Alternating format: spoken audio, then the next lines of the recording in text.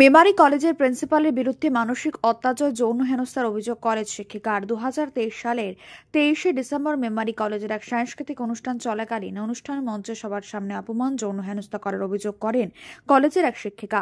অভিযোগ প্রতিবাদ করলে চুলের মুঠি ধরে মঞ্চ থেকে নামিয়ে দেওয়া হয়। এরপর থেকে নানানভাবে কলেজের মধ্যে তার উপর মানসিক নির্যাতন করা হয় বলে অভিযোগ। এমনকি শিক্ষিকার গর্ভাবস্থায় ছুটি দেওয়া হয়নি বলে মানসিকভাবে বিপর্যস্ত হয়ে শারীরিক অসুস্থতার কারণে শিক্ষিকার মিসকারেজ হয়। এমনকি কলেজের ভেতরে বেআইনিভাবে বিভাগীয় প্রধান নির্বাচন নম্বর না দেওয়া, ক্লাস নিতে না দেওয়ার মতো তার প্রতি অবিচার শুরু করেন কলেজের প্রিন্সিপাল। সমস্ত বিষয় নিয়ে মেমারি থানায় লিখিত অভিযোগ না নেওয়ায় কলেজ শিক্ষিকা কোর্টের দ্বারস্থ হয় শিক্ষিকা। কোর্ট এফআইআরের নির্দেশ দেয় মেমারি থানাকেও তদন্ত শুরু করতে বলা হয়। গত 22শে নভেম্বর 2025 মেমারি থানায় এফআইআর করা হয়েছে বলে জানা যায়। আরও জানা যায়, মেমারি কলেজের সদ্য প্রাক্তন প্রিন্সিপাল দেবাশিস চক্রবর্তী অধ্যাপক রাহুল ঘোষের নামে অভিযোগ করা হয়েছে। কলেজের শিক্ষিকা কি জানালেন তা আমরা শুনব। সূত্রপাত আসলে সেই 2023 সালের ডিসেম্বরে ছাত্রছাত্রীদের নিয়ে আমার কলেজে সোশ্যালের অনুষ্ঠান ছিল।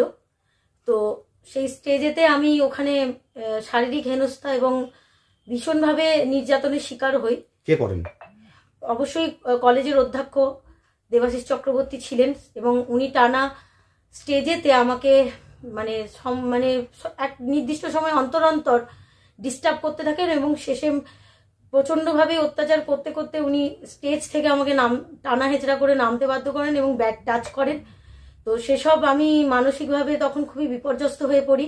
তো এরপরে আমি বিভিন্ন ভাবে তখন যেহেতু আমি মানসিকভাবে অত্যাচারের শিকার হয়ে খুবই আপসেট হয়ে পড়েছিলাম।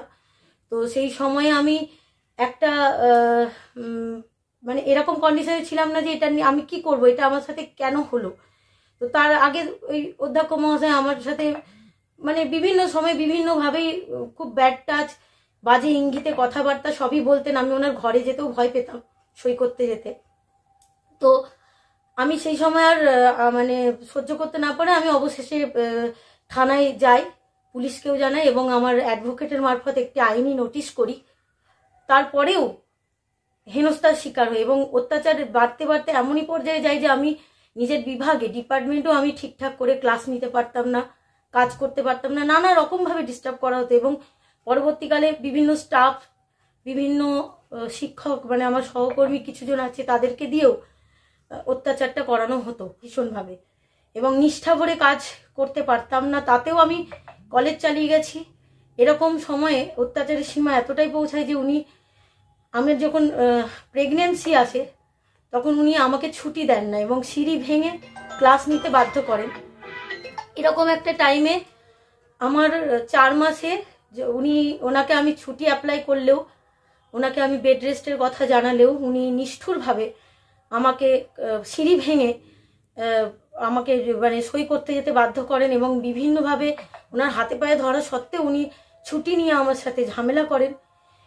তারও তথ্য প্রমাণ আমার কাছে আছে। তো 4 মাসের মাথায় আমার চলে যায়, আমার যে এসেছিল আমার একদম প্রেগনেন্সি নষ্ট হয় এবং তখন আমি আর কাকে আর তখন আর ক্ষমা করার ব্যাপারে থেকে বড় কথা আঘাত, সেই আঘাত নিয়ে আমি যখন সহ্য করিনি, এরকম একটা টাইমে ওনার অত্যাচার আরো চরম মাত্রায় বেড়ে যায় এবং ওনার সেই অত্যাচারের মাত্রা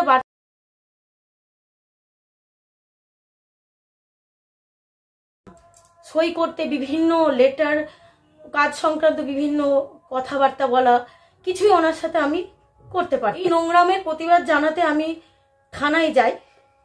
থানায় ওসি কোনো রিসিভ কপি আমায় দেননি, ওসি অভিযোগ নেয়নি। আচ্ছা।